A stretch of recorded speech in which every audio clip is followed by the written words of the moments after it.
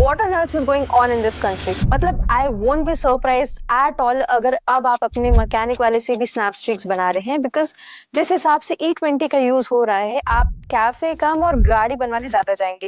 And ethanol का petrol में blend होना कुछ भी नया कॉन्सेप्ट नहीं है।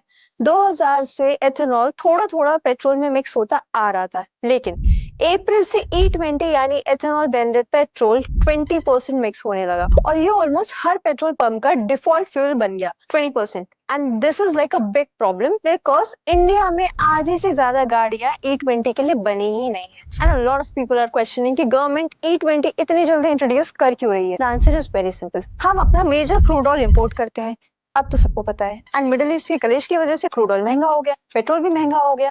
लेकिन एथेनॉल के साथ ऐसा कोई भी चक्कर नहीं था, वो तो इंडिया में ही शुगर केन और मेज से बन जाता है और इससे फार्मर्स को थोड़ा सा सपोर्ट भी मिलता है। Sounds like a win win, right?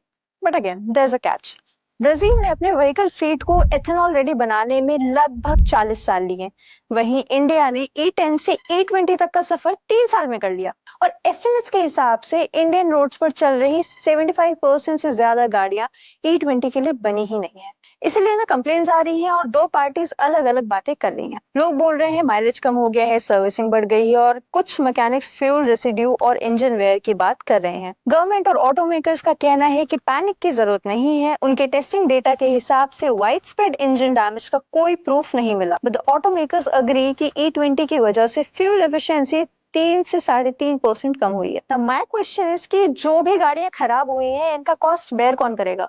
Government? I don't think so. आम आदमी? Sounds like a good deal. खैर, इस मुद्दे का क्या करना है ये तो बाद में सोचेंगे। फिलहाल के लिए आप दो चीजें जरूर कर सकते हैं। रेगुलर सर्विसिंग मत मिस करिए और अपने मैन्युफैक्चरर या फिर इंश्योरेंस कंपनी से जरूर पूछ लीजिए कि E20 रिलेटेड प्रॉब्लम्स किसी भी वारंटी या फिर पॉलिसी में कवर होती है या नहीं। अगर नहीं होती है तो आप पेट्रोल पंप्स पे जाके अनब्लेंडेड पेट्रोल डलवाने का बोल सकते हैं, वो अभी भी अवेलेबल है, बस E20 से 40 to 50% ज्यादा महंगा है अभी तो। This is the least that you can do, but for more details on E20 comment petrol.